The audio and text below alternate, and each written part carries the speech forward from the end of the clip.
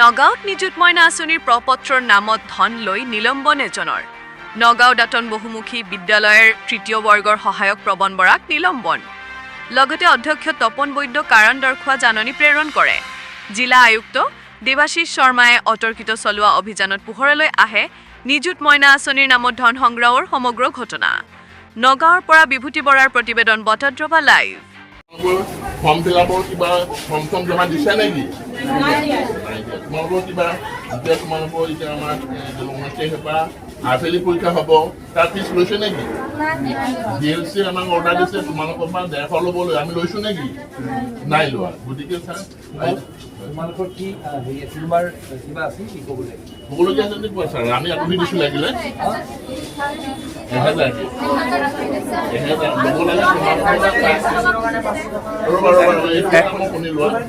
তোমালোকৰ কি ল'ব লাগিছিলে বুজিছে? ভুলটো কি হ'ল, তোমালোকৰ পৰা 1250 ল'ব লাগিছিলে, কাৰণ তোমালোকে 2 লাখৰ বিলো তোমালোকে ইনকম চাৰ্টিফিকেট দিছা নেকি? যদি কোনোবাই দিছা দিছোঁ চাওক কৈ দিয়া যে ছাৰ দিছোঁ, অলপ দিছোঁ কোৱা। মা দেউতাৰ মানে ইনকামটো 2 লাখ টকাৰ অলপ হ'ব লাগে, 2 লাখ টকা।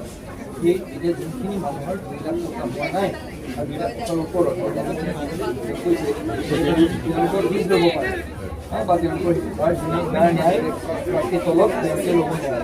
সেই 2 লাখ টকা যে কম জমা কৰা হৈছে নে ইনকম চাৰ্টিফিকেট দিছা? ইনকম চাৰ্টিফিকেট দিছা? দেখুৱাই দিয়া দিছা। তোমাৰ নাম কি? তোমালোকে ইনকম 2 লাখ টকা দিলে বুলি চাকৰি ফিজ পৰা উলিয়াই এখন ইনকম চাৰ্টিফিকেট দিছা?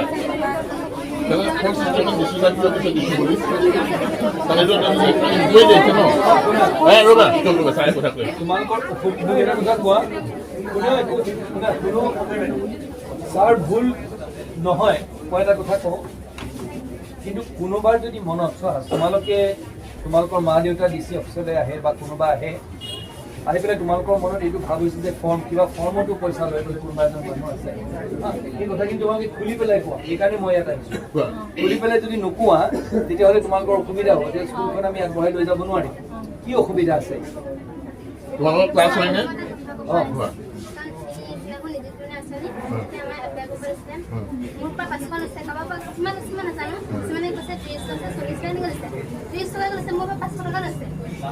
নিযুত মইনা আঁচনি 500 টকা তুমি কাক দিলা মা?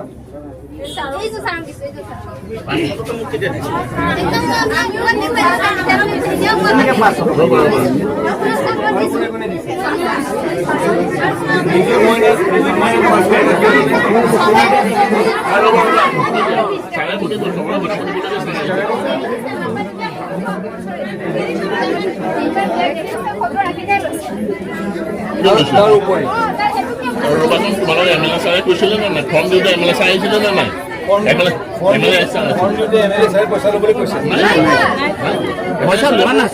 নিযুত মইনা এটা চৰকাৰৰ এটা আঁচনি, য'ত আমাৰ ছোৱালীবিলাকে যাতে ভালকে পঢ়িবলৈ যায়, যাতে স্কুলৰ পৰা ড্ৰপ আউট নহয়, সেই তাত নিযুত মইনাত 500 টকা কিয় দিবলগীয়া হৈছে? ইমানখিনি মানুহে মিছা কথা ক'ব নহয়। মোক তাই 500 টকা হয়তো বেলেগ ফিজ হ'ব পাৰে, কিন্তু তাই নিযুত মইনা নাম 1 টকাও লোৱা নাই। আৰু কাৰ কাৰ লৈছে নিযুত মইনা আপুনি?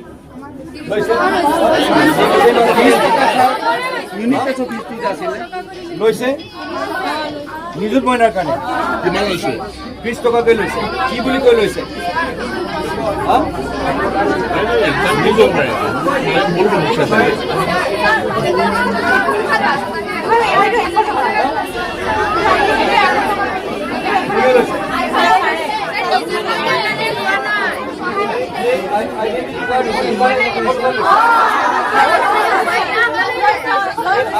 আপোনাৰ লাজ লগা নাই?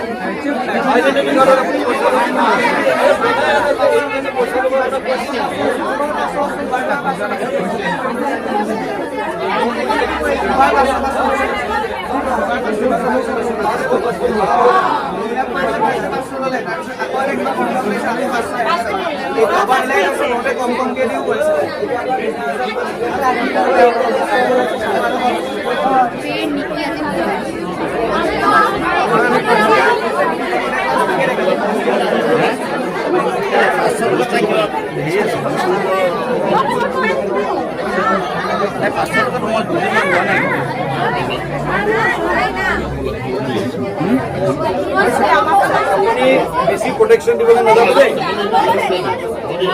আপুনি তেওঁ কি কি ইলিগেল কাম কৰি আছে আপুনি জানে নে নাই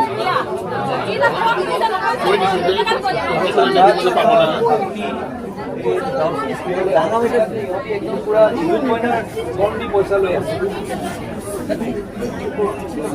মই ইয়াতে আছোঁ আমাৰ গোটেই স্কুলখন চেনি কৰি পাইছোঁ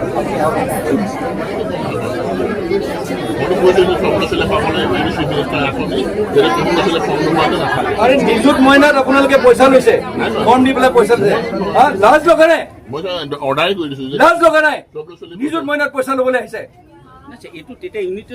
এই গোটেই মানুহখিনি ল'ৰা ছোৱালীখিনিয়ে এই সৰু সৰু ল'ৰা ছোৱালীখিনি এনেকে ক'বলৈ এনে পাইছে আপুনি আইডেণ্টিটি কাৰ্ড লৈ পেলাই পইচা লয় মই নাই এইখন কাৰ্ডৰ দাম 100 টকা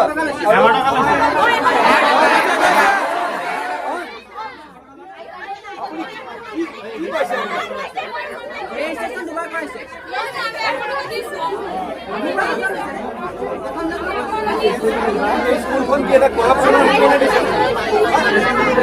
শিক্ষাৰ মন্দিৰ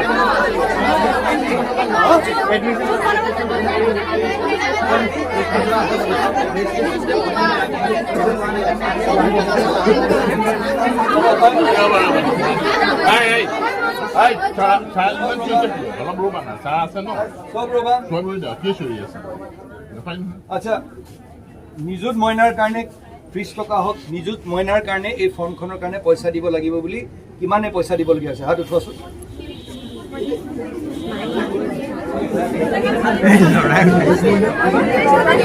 আচ্ছা এটা কথা ৰবা ঠিক আছে হ'ব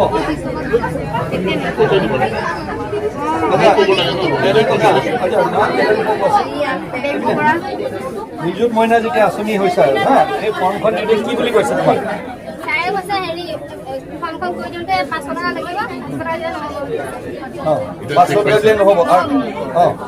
আৰু কি লাগিব তাতকে বেছি দিব লাগিব 500 দিবই লাগিব 500 টকা যোনে 500 টকা দিব কিহে নিযুত মইনা পাব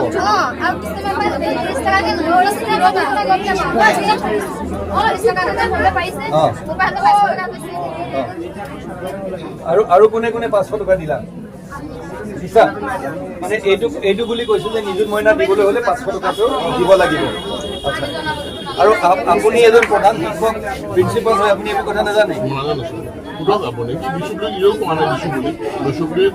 আপুনি স্কুলখন চলাব লাগিব নহয় ভালকে মই কৈছো যে একদম নিযুত মইনাৰ ছোৱালী যিমান কম আহিছে চব পাব লাগিব এমএলএ আছে আপুনি কোনো কোনোবা ছোৱালী লৈ থাকে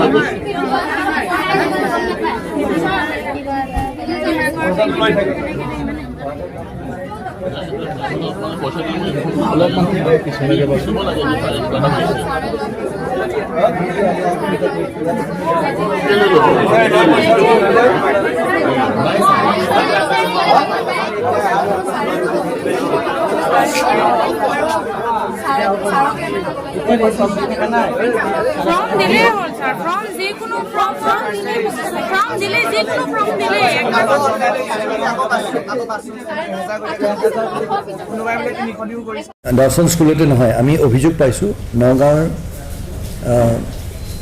অকল নগাঁৱৰ মাজমজিয়াতে নহয় বহুতো জেগাত তেওঁলোকে নিযুত মইনা আঁচনিখনৰ ফৰ্ম তেওঁলোকে দিয়াৰ সময়ত বা সেই ফৰ্ম তেওঁলোকে গ্ৰহণ কৰাৰ সময়ত তেওঁলোকে 500 টকা তেওঁলোকে বিচাৰিছে আমি এই অভিযোগ পাই আছিলোঁ তথ্য গোটাই আছিলোঁ যেতিয়া আমি তথ্য সহকাৰে গোটেই কথাখিনি আমি গম পালোঁ বা তথ্যখিনি আমি আমাৰ হাতত পালোঁ সেই তেতিয়া আজি আমি হঠাতে সেই স্কুলখনলৈ আমি গ'লোঁ গৈ আমি দেখা পালোঁ প্ৰথমতে তেওঁলোকে এই অভিযোগ তেওঁলোকে খণ্ডন কৰিছিলে তেওঁলোকে মানি লোৱা নাছিলে কিন্তু সেই সময়তে গোটেই স্কুলৰ যিখিনি ল'ৰা ছোৱালী আছিলে যিখিনি ছাত্ৰ ছাত্ৰী তেওঁলোক আহিলে ছাত্ৰ ছাত্ৰীসকল আহি তেওঁলোকে গোটেই কথাখিনি আমাৰ সন্মুখত ব্যক্ত কৰিলে আৰু আমি এনে নিকৃষ্ট মনোবৃত্তিৰ কাম আমি দেখি তাৰ গৰিহণা দিছোঁ আৰু যিজন কেচিয়াৰ আছিলে যোনজনে এই পইচাটো লয় অকল তেওঁলোকে এই নিযুত মইনাৰ ক্ষেত্ৰতে নহয় তেওঁ নানান ধৰণৰ ফৰ্ম যেতিয়া লয় আইডেণ্টিটি কাৰ্ডখন বনাবলৈ সেই দুখীয়া বা আৰ্থিকভাৱে দুৰ্বল যিসকল ল'ৰা ছোৱালী আছে তেওঁলোকৰ পৰা 100 টকাকৈ লয়। মই সুধিলত ক'লে যে কাৰ্ডখন প্ৰিণ্ট কৰিবলৈ আমাক টকা লাগে, এখন তেনেকুৱা ধৰণৰ কাৰ্ড বনাবলৈ ইমান পইচা প্ৰয়োজন নহয়।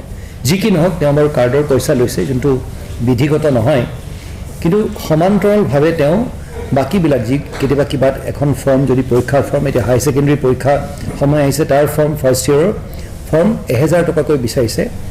3 দিনৰ সময় ধাৰ্য কৰি দিছে আৰু সেই ধাৰ্য কৰি তেওঁ কৈছে যে আজি লাষ্ট ডেট, আজি যদি নিদিয়ে 1000 টকা নিদিয়ে তেনেহ'লে পৰীক্ষা দিবলৈ নাপায়।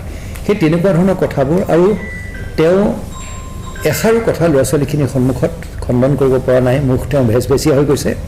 আৰু আমাক তালৈ যোৱা দেখি গোটেই সেই নিৰ্যাৰিত নিপীড়িত সেই ল'ৰা ছোৱালীবোৰ আহিছে, আহি পেলাই গোটেই কথাখিনি সকলোৰে সন্মুখত ব্যক্ত কৰিছে।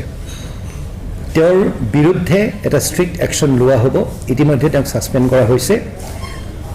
অধ্যক্ষজনৰ বিৰুদ্ধেও আমি এটা শ্ব'কজ ন'টিছ দিবলৈ কৈছোঁ, যোনটো আজি আবেলিৰ ভিতৰত দিয়া হ'ব। আৰু এজন মুৰব্বীয়ে এখন হাই ছেকেণ্ডেৰী স্কুলৰ বা যিকোনো এখন বিদ্যালয়ৰ মুৰব্বীয়ে যদি তেওঁৰ সন্মুখত সেই তেনেধৰণৰ কাম হৈ আছে আৰু তেওঁ অৱগত নহয় বুলি কয়, আৰু গোটেই ল'ৰা ছোৱালী আহি এই কথাখিনি কৈছে, তেওঁ অৱগত নহ'লে নহ'ব। মই ভাবোঁ যে প্ৰতিজন ব্যক্তি যিকেইজন ধৰি লওক এনেধৰণৰ কাৰ্যকলাপৰ চিকাৰ হ'বলগীয়া হৈছে, তেওঁলোকে যাতে জিলা প্ৰশাসনে, আমাৰ ADC এডুকেশ্যন আছে, আমাৰ জিলা প্ৰশাসনৰ দণ্ডাধীশসকল আছে, আমাক যাতে সেই খবৰ দিয়ে আৰু উচিত ব্যৱস্থা আমি নিশ্চয় ল'ম। আৰু এনেধৰণৰ কাৰ্যকলাপ আমি নগাঁও জিলাত আমি কোনো পধ্যে আমি টলাৰেট নকৰোঁ।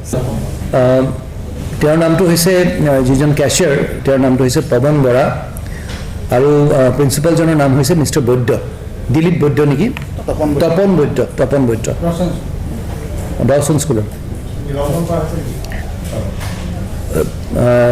প্ৰিন্সিপালজনক শ্ব'কজ কৰা হৈছে আৰু যোনজন কেচিয়াৰ তেওঁক নিলম্বন কৰা হৈছে। আমি প্ৰিন্সিপাল এজনক নিলম্বিত কৰাৰ আগতে ধৰি লওক এটা বিধিগত এটা হেৰি এটা আছে, তেওঁক আমি শ্ব'কজ কৰিছোঁ। সেই শ্ব'কজৰ বিপৰীতে আমি নিশ্চয় তাৰ বিধিগত ব্যৱস্থা আমি ল'ম।